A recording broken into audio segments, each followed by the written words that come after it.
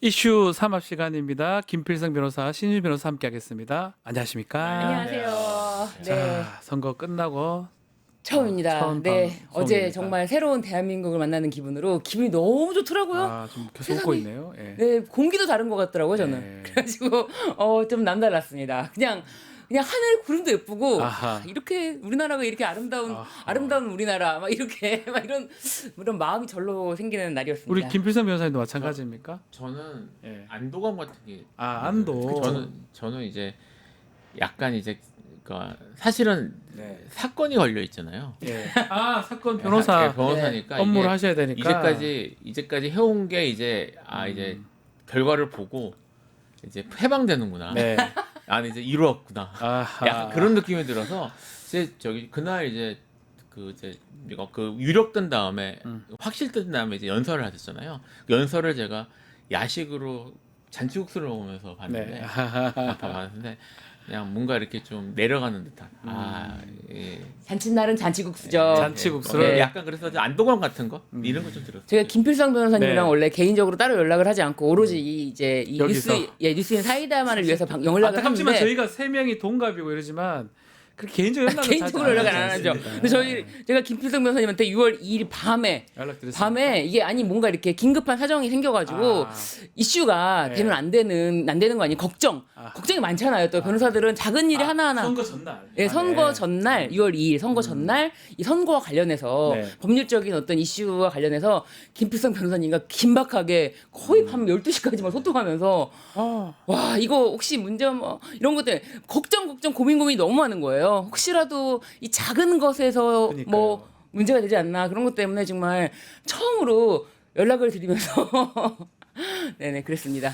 자, 새 정부가 이제 들어섰는데 뭐 그럼에도 우리 공식 질문은 제가 해보겠습니다. 관심이 갔던 뉴스 신유진 변호사님부터 한번 짚어주시겠습니까? 저는 이제 이재명 대통령의 네. 첫 행보 행보. 예, 취임 선서 후에 아하. 곧바로 제일 처음으로 갔던 곳이 아하. 이제 국회 청소 노동자분들 노동자들. 만나서 일일이 악수하고 이제 사진을 찍었는데 그 사진 찍을 때 저 모습이 저렇게 무릎을 꿇고 뒤에 있는 계신 분들까지 사진이 한 번에 다 나올 수 있도록 저렇게 맨 앞줄에서 그러니까 저것도 사실 독특하다고 해야 돼요. 네. 왜냐하면 네. 안 앉습니다. 네 그렇잖아요. 원래 자기가 네. 제일 중심이라 생각하는 네. 사람들은 잘 안 앉죠. 내 얼굴만 나오면 되는 네. 거고 내 주변으로 알아서 쓰겠지. 그리고 알아서 앉겠지. 알아서 쓰고 딴 사람들이 앉죠. 예, 그렇잖아요. 나를 중심으로. 예. 원래 그렇긴 한데. 예, 그런데 저렇게 아. 친히 이제 내가 이렇게 앞으로 갔으니 뒤에 사람들이 있다는 걸 알잖아요. 그러니까 내가 낮춰줘야 뒤에 사람들이 나오지라는 것 때문에 우리가 지금 저렇게 뭐 칭찬 일부러 하려고는 하는 게 아니고 그냥 일반적 얘기를 하는 거잖아요. 실제로 저도 군에도 오래 있었고 딱 제가 제일 높은 사람이고 네. 뭐 이러면 제 딱 서 있으면 옆으로 쭈르륵 붙고 밑으로 붙거든요. 그렇잖아요. 근데 이재명 대통령 부부는 좀 다른 모습이긴 합니다. 그것도 네. 이제 악수를 일일이 하고 나가는데 이제 청소 노동자분들께서 사진 한번 같이 찍어요라고 하니까 네. 이제 그렇게 찍게 된 거예요. 근데 저게 그냥 자연스럽게 저렇게 가서 앉았다는 게 저는 굉장히 저 그러니까요. 자세가 우리가 막 첫 대통령 바뀌었으니까 막 칭찬 없는 거 만들어내는 게 아니고 이런 측면이 있다는 네. 거잖아요. 저도 그래서 만약에 네. 같이 사진 찍자고 그랬을 때 제가 먼저 가서 맨 앞줄에 앉으면 얼굴도 크게 나오고 그래서 안 하죠. 안 하거든요. 저도 안 해요. 예, 얼굴 크게 나오고. 네. 이제 미국 대통령이 저런 모습, 저런 좀 허심탄회한 모습 같은 것들로 우리나라까지 사진 소개하는 재능 경우가 꽤 네. 가끔 있었거든요. 맞아요. 그러니까 이제 저런 걸 보면서 미국은 역시 이제 민주주의 선진국이고 뭐 거기는 좀 다르구나 생각을 했는데 우리도 그런 대통령이 이제 나온 겁니다. 네. 그러니까 좀 뿌듯해도 될 것 같아요. 너무 그쵸. 저는 좀 저런 모습을 이제는 좀 우리도 계속 그려보면 좋겠다. 뭐 억지로 칭찬하려고 하는 게 아니고요. 우리 김 변호사님은 어떤 뉴스 또 어떤 이슈를 주목하셨습니까? 저 찍으신 다음에 네. 첫 번째 행정명령 경제 비상경제 TF를 만들어라. 네. 만들고 나서 그냥 만든 게 아니고 어제 저녁에 저녁 먹고 나서 예. 다 모여서 늦게까지 회의를 했다고 합니다. 음흠. 거기서 이제 본인 이제 이재명 대통령의 개인 전화번호를 다 알려주면서 본인 전화번호를 다 알려주면서 무슨 뭐 상하책 이런 거 다 필요 없이 아이디어 나오면 언제든지 전화해라. 야. 내가 직접 얘기하겠다. 참 놀랍네요. 예. 그러니까 지금 물론 이제 일하는 방식도 놀랍지만 무엇이 지금 우리나라에게 정말 우리나라에 필요한 상황인지를 지금 문제의식을 갖고 있었다는 얘기고요. 이게 저는 이렇게 생각해요. 지금 상황이 우리나라 상황이 비유하자면 예. 이제 가게 지금 영업을 계속 해야 되는 가게인데 쓰레기가 잔뜩 차 있는. 네. 그래서 영업을 제대로 할 수 없는 상황인데 이제 주인이 이제 들어온 거예요. 들어왔는데 그러면 이걸 어떻게 빨리 틔우고 영업을 제대로 할 것인가에 대한 고민이 있어야 되는데 지금 문제의식을 정확히 갖고 뭐 아까 말씀하신 사실은 이게 그 전에 뭐 전 대통령인 윤석열이나 이렇게 비교하신 분들도 있는데 첫날 뭐 했는지를 비교하는 뉴스들도 조금 나왔거든요. 나왔어요. 나왔는데 뭐 무슨 의전이나 이런 것들 다 생략하고 그 점심도 이날 저기 비빔밥으로 먹고 네. 지금 어제 늦게까지 이걸 하고 또 잠도 근처 안 가해서 맞아요. 왜냐면 멀리 가면 출퇴근 어렵고 방해 계양까지 가기에는 좀 예, 또 예, 경호 받아서 와야 돼요. 예, 그렇게 그러니까요. 되면. 네. 그래서 그런 저기 필연적이지 못한 그런 의전 다 집어치우고 본질에 집중하는 모습을 보였다는 게 첫날부터 이 경기지사 할 때도 성남시장 할 때도 그랬던 기억이 나요. 전화번호 알려주면서 필요한 사람 다 전화해라. 그랬던 것도 선거할 때도 마찬가지고 아주 실용적인 측면이 강한 사람 같아요. 그리고 이제 저도 이제 가까이서 이제 같이 결국은 가까이 봤던 분이니까 변호인이었어요. 네, 변호인이었으니까요. 그 저기 겪어봤던 정치인들이나 같이 일했던 사람들이 얘기하는 게 이분한테는 언제든 메시지를 보내면 반드시 본다.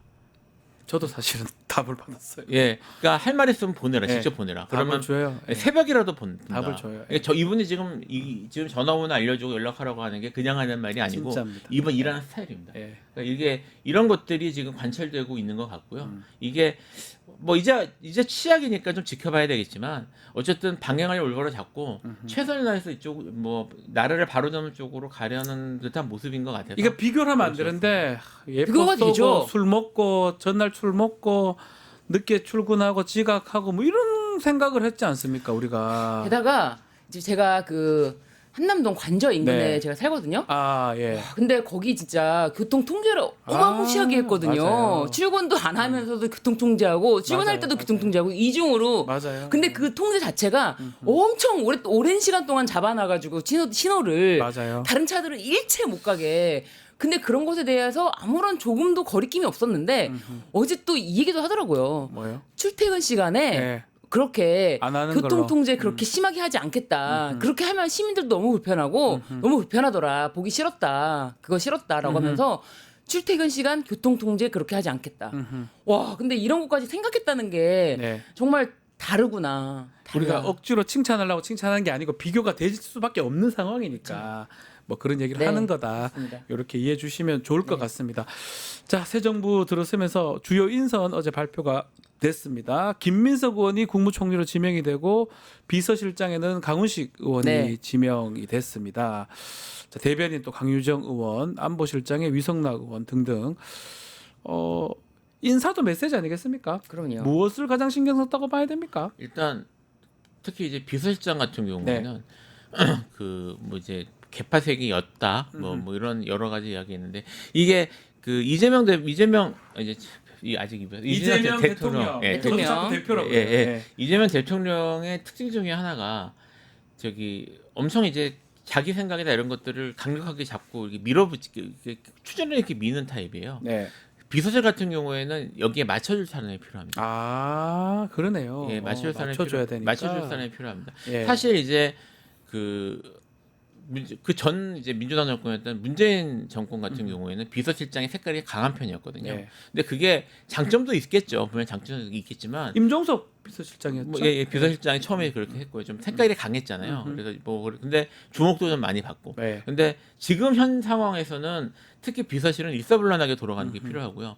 대통령의 의지나 아니면 방향 같은 것들을 잘 캐치해서 제대로 움직여줄 사람이 필요한데 그런데 초점을 맞췄던 것 같고 국무총리 역시 뭐 김민석 이제 최고위원이었죠 그때까지 이제까지 네. 김민석 의원이 본인이 물론 이제 본인 색깔이 없는 건 아니지만 본인 색깔보다는 이재명 대표하고 보조를 맞추면서 같이 이제 여기까지 진행하는데 초점을 맞췄던 분이라서 현재 지금 국정 운영 전반적으로 어쨌든 다 같이 일사불란하게 움직여야 되는 상황이니까 거기에 색깔이나 아니면 방향 같은 걸 같이 맞춰줄 사람들, 그래서 같이 호흡이 맞는 사람들을 위주로 인선한 게 아닌가. 또 어쩌면 뭐 네. 검증할 시간도 없지 않습니까? 그렇죠. 그러니까 가장 일하기 편한 사람, 믿는 사람 네. 뭐 썼지 않았을까 이렇게 저는 추측이 그렇게 돼요. 생각합니다. 예. 근데 이제 강훈식 의원도 이제 비서실장으로 임명되는 거를 그 순간에 싹 미소를 짓다가 아까 좀 전에 말씀하신 비상경제 TF 네. 회의 끝나고 또 있대요. 네, 네. 회의 끝나고 이제 약간 파김치가 된 힘들어서. 모습으로 네. 그렇죠. 제가 봤을 때는 이재명 대통령과 함께 일하는 이재명 대통령이 이제 뽑을 사람들은 네. 기본적으로 체력이 좋아야 된다. 열심히 해야 된다. 예, 체력이 좋아야 되고 그리고 뭐 체력이 조금 딸릴 수 있죠. 그렇지만 지침 없는 모습으로 함께 호흡할 수 있는 사람. 아니 사실 그렇잖아요. 이 이재명 대통령만 해도 전날 새벽에 또 이제 가서 대단한 것 손- 같아요. 잠도 못 잤을 것 같아요. 그러니까요. 전날 새벽에 가서도 연설을 하고 다시 들어와서 또 아침부터 새벽 일정부터 밤 늦게까지 이게 뭐 그냥 거침이 없어요. 네. 이게 정말 숨 쉴 틈 없이 돌아가는 이런 일정을 소화해낸다는 게 대단하다. 그 이재명 대통령 뭐 제가 지사 시절 때 인터뷰도 하고 할 때 항상 물어봤던 게 아니 왜 선거운 동안 목이 안 상하냐 네. 왜 이렇게 멀쩡하냐 할 때 부모님을 받은 가장 좋은 유전 중에 하나가 강철 강골. 같은 체력이다. 그 말씀도 하셨고요. 아마 쓰는 사람 중에 강훈식 의원도 뭐 제가 잘 아는데 아주 부지런하면 동해 번쩍 서해 번쩍 뭐 어디 갔다 저기 갔다. 그러니까 체력이 좋은 건 제가 장담합니다. 그 위주로 뽑았나요? 설마? 이거는 네. 사실은 왜 의원들도 이제 네. 우리한테 보여주는 모습이 있고 뒷모습이 있잖아요. 근데 네. 뒤에서 약간 힘들어도 이렇게 지쳐 있는 모습도 있을 수 있지만 네. 제가 봤을 때는 이재명 대통령은 그런 모습까지 그러면 안 다 되죠. 감안해서 네. 정말 지침 없는 사람이 누굴까. 네. 특히 비서실장은 거의 뭐 대통령과 한 몸으로 움직여야 되는데 그렇죠. 그 수행을 할 수 있는 사람 이 사람 그러니까 옛날에 보면 정진석 뭐 등등 뭐 김기춘 다 나이가 좀 있는 비서실장 하면 이런 느낌인데 70년대생은 저보다 한 살 두 살 많아요. 우리보다 73년생. 73년생이에요. 네, 그냥 73년생. 정말 네. 70년대생 50대 초반의 비서실장 이런 느낌 아니겠습니까? 제가 저도 회의를 같이 해봤으니까 아직 더 아시겠네요. 힘듭니다. 힘들다. 많이 힘들어요. 많이 힘들고 힘들다. 예, 힘들어서 고생 많이 하실 것 같습니다. 네. 그러니까요. 이렇게 마무리를 짓네요. 네, 고생길이 훤하다. 그래서 스타일이 보통이 아니십니다. 옆에서 밑에서 잘 보좌하려면 네. 그 니즈에 맞게 해드려야 되는데 그게 체력이 뒷받침이 돼야 된다. 이렇게 말씀까지 드리겠습니다. 자, 할 일은 사실 더 많은 것 같아요. 네. 뭐 이게 지금 인수위가 없다 보니까 인선도 해야 되고 조직도 정비해야 되고 또 청와대로 갈지 뭐 그 부분까지 다 해야 되는데 이 문제는 윤석열 지금 용산에 가보니까 무덤 같다 이렇게 이재명 대통령이 얘기를 했습니다. 근데 이게 참 왜 이런 일이 일어나죠? 거기 뭐 지금 갈 수밖에 없는 상황이긴 한데 그러니까 예. 아무것도 그리고 그것을 뭐 지원해줄 수 있는 직원도 아무도 없었다. 네. 아무도 없었다. 요거는 얘기 한번 이재명 대통령 얘기를 네. 한번 들어보고 네. 이야기를 좀 더 이어가도록 하겠습니다. 지금 용산 사무실로 왔는데 꼭 무덤 같습니다. 아무도 없어요. 예, 필기도구 제공해줄 직원도 없군요. 컴퓨터도 없고 프린터도 없고 황당무계합니다. 이제는 국민을 위한 열린 경호, 낮은 경호를 통해서 경호실의 변화를 이끌어낼 것입니다. 앞으로 대통령 출근한다고 길 너무 많이 막지 마시면 좋겠습니다. 제가 아침에 출근하는데 너무 불편하고 사실은 안 좋았습니다. 두 가지로 이해되거든요. 네. 원래부터 없었거나 일 안 한 거예요. 없었거나 두 번째 있던 거를 없앴거나로 네. 해석되잖아요. 지금 아무것도 없다. 사람도 없고 컴퓨터도 없고 필기구도 없고 아무것도 없다라는 말은 이렇게 청와대에서 용산으로 옮기면서 제대로 못 옮겼거나 아니면 있던 거를 뭔가 이유로 없앴거나 이렇게 해석할 수밖에 없어요 지금. 일단 필기 도구조차 없다는 정도면은 이상하죠? 예. 필기 도구조차 제대로 없고 직원도 없고 이런 거는 없앤 거죠. 이게 것이다. 대통령실이라는 게 어쨌든 대통령 대행 체제로서 우리나라가 운영이 되고 있었지 않습니까? 네. 그런데 이거를 모두 다 폐기하고 모두 다 완전히 아무것도 남기지 않은 폐허로 넘겨준 거죠. 네. 이거 의도적인 거죠, 이거는. 의도적이라고 봐야 됩니까? 저기 네. 누가 저 뉴스를 보고 제가 댓글 본 걸 봤는데요. 예. 망한 중소기업도 저러진 않는다. 그러니까 이게 저기 뭐야 사무실에 갔는데 요새 컴퓨터 없이 일하는 사무실이 어디 있어요? 없죠. 근데 없죠. 저기 강유정 대변인 말로는 네. 프린터도 못 한다는 거잖아요. 프린트도 못한다. 그 저기 프린터도 안 되는 사무실이 상상이 되십니까? 근데 저 그게 처음 봤어요. 그게 대통령실이 대통령실이에요. 그렇다는 거예요. 그러니까 다 없앤 거고요. 없앤 거다. 없앤 거고 없앤 거고 뭐 이게 이제 증거인멸이라고 봐야죠. 이건 증거인멸도 있지만 매기는 거 아닙니까? 뭐 후임 그럼- 대통령? 뭐그 결국 그러게 연결되는 거죠. 아니 저는 제가 만약에 어디 가서 이제 인수 받고 가는데 아무것도 없다 이러면 저는 매긴다고 생각하는데. 그러니까 지금 완전히 뭐 아무런 전 정권의 연속성이나를 확보할 만한 데이터나 이런 것들이 전혀 없는 상황일 거고요. 예. 필기구도 없는데 뭐가 있겠어요. 그러니까 뭐가 있겠습니까? 사실 이거는 지금 대통령께서 저렇게 뭐 이제 뭐 씁쓸한 정도로 얘기를 하셨긴 했지만 사실은 이거는 철저하게 수사해야 되는 상황이에요. 아 수사까지. 수사해야죠. 이건 예. 증거인멸. 음흠. 그다음에 이걸 지금 인수인계 받는 거는 사실은 중요한 업무인데 네. 뭐 직무유기나 아니면 직권남용 이런 것들이 다 문제될 수 있는 공무원들, 상황이고. 예. 했던 공무원들. 예. 그래서 네. 이거는 저는 어느 정도 이게 지금 자리를 잡아 뭐 비상 시스템으로 자리를 잡은 다음에는 사실은 이건 내란과 관련해서 내란과 관련성이 높으니까요. 철저히 수사해야 된다고 봅니다. 네. 그래놓고 이주호 지금 교육부 장관은 바로 뭐 전부 다 국무위원들 전원 원래 사이 예, 했다가 사의 표시하고 이게 뭡니까? 이게 지금 그러니까 나라를 조금이라도 협조적으로 이끌어 나갈 수 있도록 협조적으로 하는 모습이 아니라 네. 나는 그냥 배쨘다.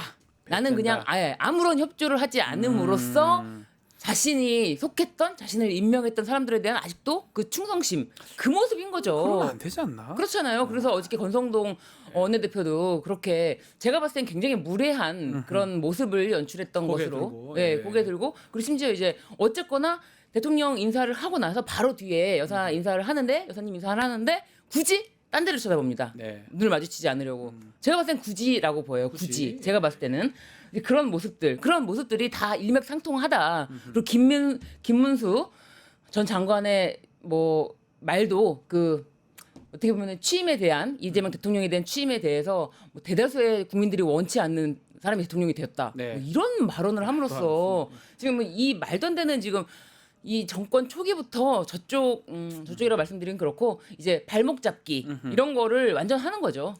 경호 부분은 어떻게 봅니까? 지금 경호처가 아닌 근접 경호를 경찰에게 좀 시키고 어제 취임식 장면에서도 약간의 어떤 해프닝도 있었어요. 몸싸움하는 모습. 이 뉴스 나오기 전에 네. 저도 저렇게 한다고 생각했어요. 지금 경호실을 어떻게 믿습니까?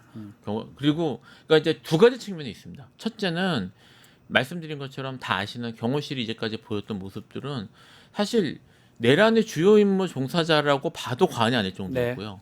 이게 다들 이제 그 처음에 이제 체포영장 집행하려고 했을 때 그 저기 총격전 벌어지는 게 아닌가까지 걱정을 했었잖아요. 그런 모습까지 벌였으면은 지금 당연히 못 믿죠. 당연히 그렇죠. 못 믿고 여기에 대한 책임을 물어야 되는 상황에서 맡기기 어려운 것도 있고요. 이게 경호처 문제가 물론 권력기관 개혁에 있어서는 이제 외부적으로는 주목을 덜 받았는데 사실은 경호처도 매우 중요한 개혁 대상이었습니다. 처음에 얘기할 때부터 경찰과 관련을 해서 현재 지금 그 경호처 체계를 만든 사람이 차지철이에요. 그 옛날에 차지철. 그 차지철이 박정희 때 차지철. 예, 그 차지철이 만들어놓은 시스템이 그냥 뭐 별다른 그 수선 없이 계속 왔는데 이게 이제 예를 들면 경호실이 군을 지휘할 수 있냐 뭐 이런 문제들이 있거든요. 근데 그게 법적인 근거가 없어요. 그러니까 차주철이 그냥 그때 당시에 박정희 밑에 있으니까 다 자기 마음대로 했으니까 그런 식으로 묶어놓고 연결해 놓은 것들이 법적인 근거나 아니면 뭐 그런 확실한 그런 것 지휘 체계 정리 같은 것도 없는 상태로 네. 그렇게 어영부영 왔던 건데 이번에 이제 그런 내란 과정에서 벌어졌던 혼선이나 경호처들이 그렇게 마음대로 할 수 있었던 것들이 관련 규정들이 미비했기 때문에 말 그대로 배를 짤 수 있었던 거거든요. 그렇죠. 그러니까 거기에 대해서 근본적인 개혁도 필요하고요. 지금 그 개혁 방향으로 사실 많이 논의됐던 게 경호를 서울중앙지방경찰청 쪽으로 이제 이관시켜서 그쪽과 연관시켜서 하는 쪽으로 논의가 많이 됐거든요. 그러니까 그거와 관련해서 사실 같이 진행해야 될 상황이라서 그렇죠. 그래서 지금 이렇게 지금 경호처가 옛날처럼 다시 또 저기 측근 경호하고 하는 것을 일단 막은 것으로 보입니다. 예. 예, 그러니까요. 이게 선의를 갖고 무조건 선의를 갖고 대한다는 게 쉽지가 않아요. 그 경호처 지금 말씀하신 것처럼 내란 주요 임무 종사자 그리고 그 이후로 연속적으로 여러 가지 행위들에 비춰 봤을 때 대통령 경호실이니까 대통령만을 위한다 이렇게만 보기에는 쉽지가 않은 상황이기 때문에 이거는 지금 잘하고 있다라는 생각이 들고 그리고 이제 뭐 정리가 되겠죠, 차차 정리가 돼서 이런 부분에 대해서 확실하게 좀 뭐 서열 정리가 되지 않을까 싶습니다. 박관천 네. 전 행정관이 경호차장으로 네. 내정됐다는 얘기도 있더라고요. 그러니까요. 그것도 한번 지켜보기로 하고요. 자, 특검법 얘기 좀 해보겠습니다. 내란 특검법, 김건희 특검법, 최상병 특검법, 이른바 3대 특검법인데요. 오늘 본회의가 열리면 처리가 될 것 같다고 합니다. 또 한편으로는 좀 너무 빠른 거 아니냐 이런 법들 통과시키는 거 조금 자제해달라 이런 얘기도 있는데 이건 어떻게 보십니까? 우리 김 변호사님 말씀 먼저. 한번. 이걸 자제할 게 뭐가 있습니까? 그러니까요. 그러니까 이거 특검법 벌써 뭐 오래된 여기 지금 뭐 최상병 특검법 같은 경우는 진짜 엄청 오래된 법이에요. 그쵸? 공소시효를 걱정할 정도로 오래된 법이고요. 지금 다른 법들도 이제까지 계속 거부권으로 사실 진행이 안 됐던 것이고 네. 내란 특검법 같은 경우는 정말 당장 해야 되는 것들이고요. 해야 되는 거죠. 그러니까 지금 빨리 해야 되는 법들을 빨리 처리를 해야 됩니다. 오래 끌 사건들이 아니고요. 그래서 지금 이제 사실 민주당 내에서 이게 다 그 정권이 만약에 바뀌는 경우에 이제 대통령이 새로 바뀌어서 취임할 경우에 어떤 법들을 어떻게 처리할지에 대한 타임라인 같은 것들을 세심하게 이렇게 준비하고 토의했던 걸로 알고 있어요. 그러니까 그런 것들이 이미 준비되는 상황에서 이걸 굳이 끌 필요가 없습니다. 이거를 왜 이렇게 급하게 하냐고 물어보는 게 전 좀 더 이해가 안 돼요. 맞아요. 또 궁금한 게 네. 이제 대선 이후에 첫 이제 표결인데 뭐 이거 의미가 있을까 모르겠는데 국민의힘 쪽에서 이탈표도 나올까요? 나오든 말든 상관도 없지만. 일단 뭐 네.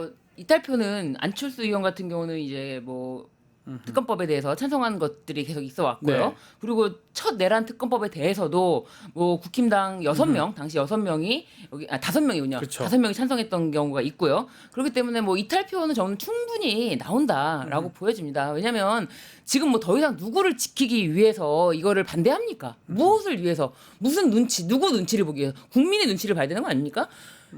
지금 국민 주권 시대가 열렸다. 그래서 어쨌든 네. 뭐 가반 출석에 가반 찬성이면 150만 넘어가면 통과되는 거고요. 그렇죠. 뭐 이재명 대통령이 거부권 행사하는 겁니까?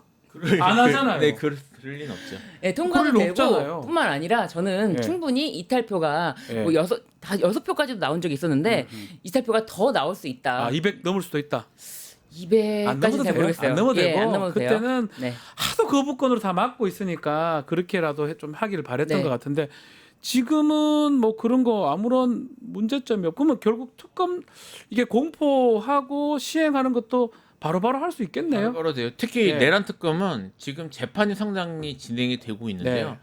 지금 내란 주요 종사자들이 대한 수사가 대부분 안 이루어지고 대부분이라는 표현을 썼는데 네. 사실 이게 친위 초대타였기 때문에 이게 현재 지금 그때 당시에 행정부의 고위 공무원들은 거의 연관이 있다고 봐야 되거든요. 다 되게 지금 네. CCTV 다 걸렸잖아요. 네, 근데 지금 전혀 수사가 안 돼 있고요. 네. 그리고 검찰, 경찰 뭐 이런 그쪽 그런 집행 수사기관들의 고위 간부들도 연루될 가능성이 매우 높은데 전혀 수사가 안 됐잖아요. 예. 특검이 지금 당장 필요한 상황입니다. 당장 필요한 예. 상황이고 아마 그렇죠. 바로바로 입법부가 이렇게 막 법 만들고 하면 이제 이재명 대통령이 뭐 사인하고 통과가 될 건데 이렇게 입법 개혁 이런 것들은 빨리 하는 게 맞습니까? 어떻게 보십니까? 이거는 개혁이 아니라 지금 이거는 해묵은 겁니다. 이건 정말. 해야 되는 예, 거다. 이거는 너무나 묵혀 그러면 있던 이전에 거고. 네. 통과됐는데 거부권에 막혔던 법률들은 어떻게 되는 겁니까? 그게 사실은 이게 예. 필요 없는 법을 굳이 만들어 가지고 통과시켰던 게 아니었거든요. 아. 그리고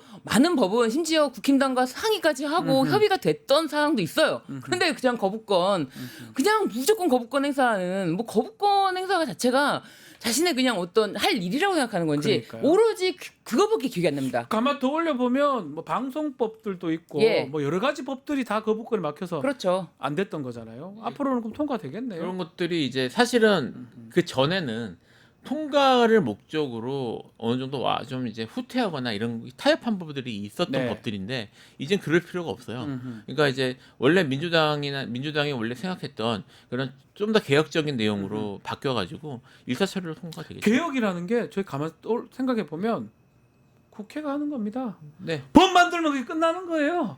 그 개혁된 거를 집행하는 건 행정부잖아요. 지금 저기 민주당 국회의원도 그런 지금 말씀하신 예. 그런 문제의식이 있습니다. 결국은 법과 제도를 정비하는 건 법의 기초가 되어야 되고 그렇죠. 그 입법에 대해서는 저기 국회가 주도해야 되는 상황이기 때문에 지금 민주당 국회의원이 여기에 대해서 이런 문제에 대해서 열의를 가지고 열심히 준비하고 있는 걸로 알고 있어요. 속 시원하게 법률들이 통과되겠네요. 그렇습니다. 진짜 예. 지금 개혁이라는 게 이게 뭐 예전에 불과 한 5, 6년 전에도 개혁 이야기하면은 사람들이 개혁은 피로감 있어 이렇게 말하는 사람도 있었거든요. 근데 지금은 이거 안 바꾸면 어떻게 합니까 안 이거? 되죠. 이 지경을 지금 이거는 바꿔야 되는 게 그 충분히 개혁이라면 논의가 됐던 거고요. 네, 그렇습니다. 네. 진짜 이거를 그리고 이제 이 개혁의 필요성을 누구보다도 역설적으로 이렇게 만들어준 이가 바로 윤석열입니다. 윤석열이다. 네, 윤석열 때문에 이거는 전부 다 바꿔야 된다. 그리고 뭐 자꾸 개혁이란 게 어려워 보이는데요. 어렵지 않아요. 법안 통과되면 그게 개혁이 되는 겁니다.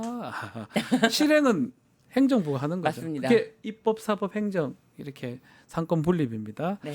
그렇게 정리를 하죠. 알겠습니다. 자, 오늘 말씀 여기까지 듣겠습니다. 김필성 신주 변호사와 함께했습니다. 감사합니다. 감사합니다. 유튜브 구독하고 실시간 채팅과 댓글을 남기시면 매일매일 7,000TTCO를 드립니다.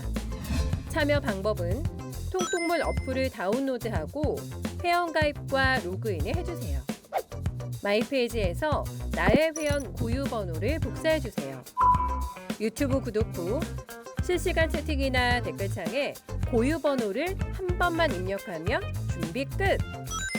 지금 유튜브 채팅과 댓글 쓰기 참여하고 실천 TTCO 받아가세요.